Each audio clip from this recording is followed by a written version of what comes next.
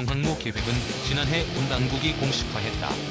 국방부는 지난해 8월 발표한 2021에서 2025년 국방 중기 계획에서 올해 경항모 기본 설계에 착수, 2030년대 초반 전력화하겠다고 밝혔다.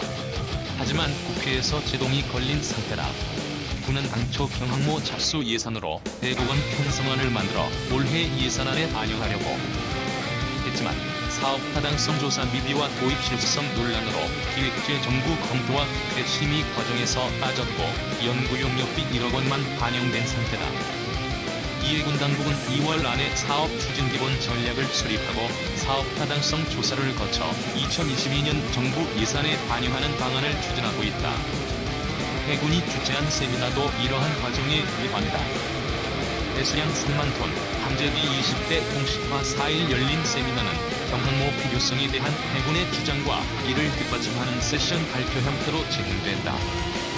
한국형 경항모의 구체적 재원 및 전력 체제, 경항모 전단 규모 등이 공식 석상에서 처음 제시됐다. 발표자로 나선 길경옥 충남대 국가안보융합부 교수는 경항공모함의 국가안보 전략 및 국가경제에 미치는 파급 효과를 올해 경항모의 배수량은 3만 톤, 길이 250m 이상, 함재기는 20대를 설정했다. 경항모 전단은 1에서 2척의 이지스 순양함, 3에서 4척의 이지스 구축함, 미사일 프리기탄과 공격형 원자력 잠수함 등 11척으로 구성할 것을 제안했다. 운영 설계에 따르면 한 건조에 2조 원, 함재기 20대 및 해상작전 헬기 8대 도입에 3조 원 등 5조 원 정도가 소요될 것으로 전망했다. 운용 유지비는 통상 건조 비용의 10%임을 고려할 때 연 2천억 원 정도 될 것으로 추정했다. 길 교수는 함재기로 F-35B만 선택할 경우 공대지 작전 능력과 작전 반경 제한이 있다고 밝혔다. F-35B 대신 비용 대비 효과가 큰 한국형 전투기 경항모 사업 추진 방안도 고려사항이라고 설명했다. 5조 원의 가치가 있을까? 군이 경항모 도입을 강력히 원하고 있지만 안보, 군사 전문가들 사이에선 의견이 엇갈린다. 항공모함의 전략적 가치가 크지 않다며 항모 도입이 필요 없다는 주장이 있는가 하면 3만 톤급 경항모가 아닌 중형항모가 필요하다는 견해도 있다. 항공모함은 9만 톤급 이상을 대형항모, 4만에서 6만 톤급을 중형항모, 그 아래를 경항모로 부른다. 도입 불가 논리는 작전 반경이 짧은 한반도 해역에서 경항공모함은 필요 없다는 것이다. 공중급유기를 도입해 작전 반경이 넓어진 상황에서 함정에 전투기를 싣고 다니는 건 중복 투자라는 얘기다. 군 당국이 내세우는 해상교통로 확보, 테러 억제 등의 논리 역시 현실성이 떨어진다는 주장도 있다. 민간 안보기관 관계자는 해상교통로가 봉쇄된다는 것은 미국과 중국 간 해역 분쟁이 발생하거나 최소한 이들 중 한 나라가 관여된 국지적 분쟁 상황을 의미한다며 이러한 상황에서 우리나라가 경항모 전단을 이끌고 바닷길을 확보한다는 것은 상정하기 어렵다고 말했다. 그는 또 과거 사례에서 보듯 해상교통로에서 우리 선박의 피해는 주로 해적에 의해 자행되는데 항모 전단으로 해적을 막겠다는 발상은 터무니없다면서 테러 대책에 항모 전단이 개입한다는 것 역시 실성이 떨어진다고 지적했다. 7만 톤급 중형 항모 필요 주장도 경항모가 아닌 중형항모 도입이 필요하다는 주장도 있다. 2019년 국회 국정감사 당시 더불어민주당 최재성 의원은 주변국 전력을 감안하면 경항모가 아닌 중형항모급 능력을 갖춰야 한다고 밝혔다. 또 경항모는 단거리 이륙 및 수직이 착륙기 외에는 기동이 불가능해 다목적성 측면에서 전술적으로 제한이 될 수밖에 없다고 했다. 해군이 과거 대형 수송함 계획을 확정할 당시 수행한 연구 용역에서도 7만 톤급 중형항모와 4만 톤급 경항모 두 가지 안이 제시된 바 있다. 이라는 7만 톤급 중형 항모로 만재 배수량이 7만 1,400톤에 달하고 길이 298m, 넓이 75m에 이른다. 중형 항모에는 승조원 1,340명이 탑승할 수 있으며 고정입과 회전입 항공기 40대를 실을 수 있다. 예상 획득 비용은 5조 4천억 원에 달했다. 이 안은 4만 톤급 경항모로 만재 배수량이 4만 1,500톤에 달한다. 길이 238m, 넓이 62m에 이른다. 경항모는 승조원 720명이 탑승할 수 있으며 고정입과 회전입 항공기 20대를 실을 수 있다. 예상 획득 비용은 3조 1천억 원에 달했다. 해군력 증강 최선의 선택은 경항모 도입을 둘러싼 찬반 논란은 당분간 계속될 것으로 보인다.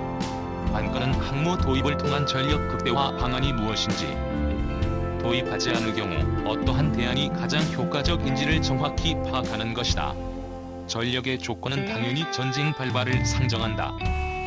전면전을 고려한 군사적 대응 능력을 갖추되 우리의 군사적 대응이 상대국에 대한 정치, 군사적 압박이 될 수 있는 정도의 능력이 필요하다.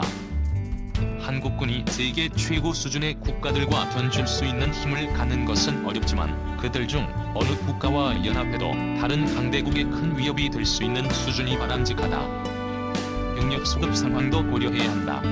우리 군은 61만 8천여 명에서 2022년 말까지 최종 50만 명으로 감축된다. 이렇게 되면 육군은 36만 5천 명, 해군은 7만 명, 공군은 6만 5천 명이 된다. 경항모 대신 이지스함을 추가 건조해 배치하는 것이 더 현실적이라는 주장도 새겨볼 만하다. 우리 해군은 현재 동해 1함대, 평택 2함대, 목포 3함대가 각각 동서남해를 관할하는 구조다. 제주에는 이지스 구축함과 한국형 구축함으로 구성된 해군 최종의 전력 제7기동 전단이 배치돼 있다. 해군은 한국형 미니 이지스함으로 불리는 KDDX 전력화에 맞춰 7기동 전단을 확대, 기동함대 사령부를 창설할 계획이다. 기동함대 사령부는 3개의 기동 전단으로 구성되는데 2020년대 초반 추가 건조되는 이지스 구축함 3척과 KDDX 6척으로 구성될 전망이다. 우리 군이 원자력 잠수함 도입을 추진하고 있는 만큼 경항모 건조 비용으로 이지스함을 추가 건조해 배치할 경우 연안 방어 함대를 더욱 촘촘하게 구성할 수 있다. 미래 전장에서 대규모 해상 전쟁의 가능성이 점차 희박해지고 있다는 것은 주지의 사실이다. 이 때문에 해양 작전의 주요 영역이 대양에서 연안으로 점차 이동하는 추세라고 군사 전문가들은 입을 모은다. 지상, 해상, 공중, 유도무기 체계 가운데 전장에서 가장 큰 위력을 발휘하는 것은 해상무기 체계로 불린다. 경항모 도입의 확정 이전에 세밀히 따져봐야 할 사안들이다. 2019 국감대형 수송함 사업, 경항모 아닌 중형항모급으로 변경 필요. 우리 군이 2033년 전력화를 목표로 경항공모함급 대형 수송함 사업을 진행하고 있지만 주변국 전력 등을 비교할 때 전력상 중형 항공모함급은 돼야 한다는 지적이 제기됐다. 경항모급의 대형 수송함은 계획상 공격 헬기 24대 이상, 기동 헬기 12대 이상, 수직의 착륙 전투기 16대 이상 등이 탑재될 예정이다. 사실상 상륙함 겸 항공모함으로서의 능력을 구비한다는 의미다. 그러나 갑판의 길이가 240여 미터로 짧아 단거리 이륙 및 수직의 착륙기 외에는 기동이 불가능하다. 다목적성 측면에서 전술적 제한 사항이 우려된다는 것이다. 국회 국방위원회 소속 최재성 더불어민주당 의원이 10일 공개한 자료에 따르면 대형 수송함 계획을 확정할 당시 수행한 연구 용역 자료의 2가지 안이 검토됐다. 7만 톤급 중형항모와 4만 톤급 경항모로 중형항모 획득 예상 비용은 5조 4천억 원, 경항모 획득 비용은 3조 1천억 원 수준이다. 획득 비용과 획득 기간 등을 종합해 최종 경항모로 결정됐다. 그러나 현재 동북아 주요국의 군비 확장 속도를 감안하면 2033년 미래 전장의 모습은 지금과 확연히 다를 수밖에 없다는 게 최 의원 지적이다.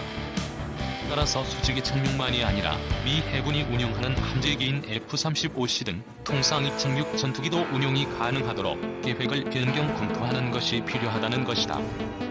최 의원은 중국의 경우 만재 배수량 6만 톤급의 러닝을 비롯해 만재 배수량 6만 7천 톤의 산동함을 운영 중인데 이들 모두 활주 길이를 300m 이상 구현해 통상 입착륙 전투기를 운용 가능하게 하고 있다고 강조했다. 그러면서 항공모함이 가진 강력한 전쟁 억제 기능과 분쟁 해역에 대한 제공권 확보 등의 전술적 이점을 극대화해야 한다며 중형 항모급 능력을 갖추도록 계획 변경을 검토해야 한다고 말했다.